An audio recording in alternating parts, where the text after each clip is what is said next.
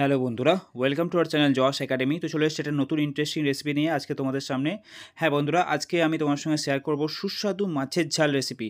ওকে, তো কষা মাছের ঝাল রেসিপি খুবই টেস্টি হবে, গরম ভাতের সঙ্গে দারুণ লাগবে। তো চলো ঝটপট দেখে নিই কী কী এখানে আমাদের লাগছে রেসিপিটা বানাতে। ওকে, তো সবার আগে আমরা মাছগুলোকে ভালো করে প্যানে ভেজে নেবো, ভেজে আলাদা করে তুলে রেখে দেবো। ওকে, তো এখানে আমরা মাছগুলোকে নুন আর হলুদ দিয়ে ভেজে নিচ্ছি। ঠিক আছে বন্ধুরা, এবার আমরা প্যানে পরিমাণ মতো সর্ষের তেল দিয়ে দেবো। ওকে, দেখো এখানে মাছ ভাজাগুলো আলাদা করে রাখা আছে, নুন হলুদ দিয়ে ভেজে রাখা মাছগুলো। এবার সবার আগে আমরা তেল দেখো এবার গরম হয়ে গেছে, এর মধ্যে আমরা কুচিয়ে রাখা পেঁয়াজগুলো দিয়ে দেবো। ওকে, এবার এর মধ্যে আমরা দুটো টমেটো অ্যাড করে দিলাম। টমেটোটা কুচিয়ে রাখতে পারো, বাট তোমরা চাইলে গোটা টমেটো দিতে পারো। পরে ভাজতে ভাজতে টমেটোটার মধ্যেই ভালো করে অ্যাবজর্ব হয়ে যাবে, মিক্স হয়ে যাবে। ওকে, এর মধ্যে আমরা দিচ্ছি পরিমাণ মতো নুন। এবার এই যে আদা রসুন আছে এটাকে আমরা ভালো করে বেটে নেবো। মিনওয়াইল এটাকে আমরা ভাজতে লাগবো, যতক্ষণ না এটা একটু ব্রাউনিশ কালার হচ্ছে, তেল ছাড়তে শুরু করছে, ততক্ষণ একটু ভালো করে এটাকে ভাজতে হবে বন্ধুরা। মিনওয়াইল আমরা আদা রসুনটাকে ভালো করে বেটে নেবো।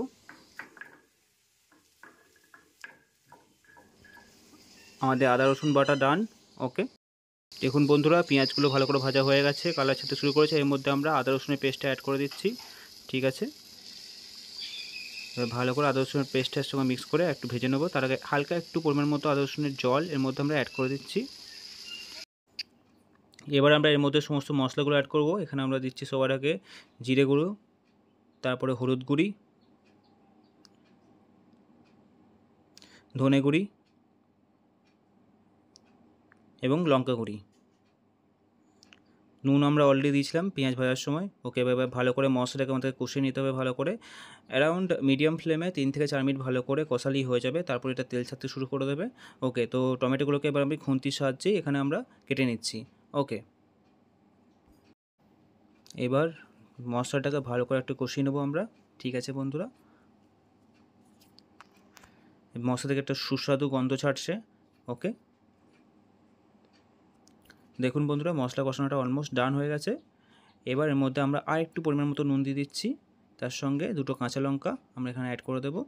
কাঁচা লঙ্কাটাকে এভাবে একটু ফাটিয়ে নিতে হবে যাতে মশলার সঙ্গে ঝালটা ভালোভাবে মিক্স হতে পারে। ঠিক আছে, এই কাঁচা লঙ্কা দিয়ে আর একটু নাড়াচাড়া করে নিচ্ছি বন্ধুরা।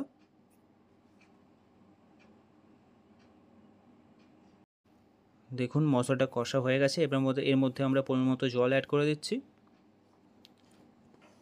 ওকে, জল দিয়ে একটু নাড়াচাড়া করে নেবো মশলাটাকে।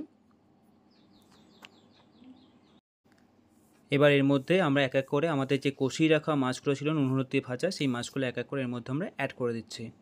ওকে, এবার একটু হালকা নাড়াচাড়া করে নিচ্ছি বন্ধুরা। ঠিক আছে,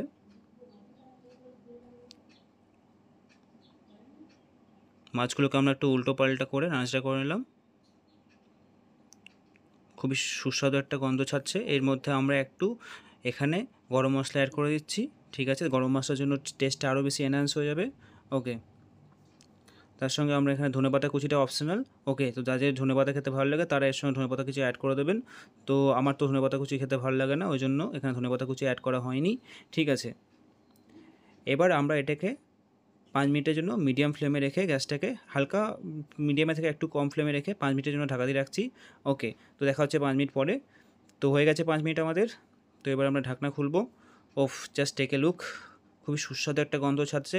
তো গরম ভাতের সঙ্গে এই মাছের ঝালের কম্বোটা আমেজিং, আর কিচ্ছু লাগবে না। গরম ভাতের সঙ্গে দুপুরে যদি এই মাছের ঝাল যে রেসিপিটা যদি থাকে, ডেফিনেটলি তোমরাও ট্রাই করো বাড়িতে।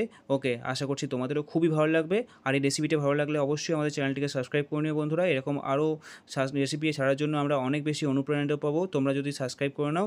ওকে, তো আজকের জন্য এতটাই বন্ধুরা, দেখা হচ্ছে পরে কোনো ইন্টারেস্টিং রেসিপিতে। Till then love you, bye bye from জস একাডেমি।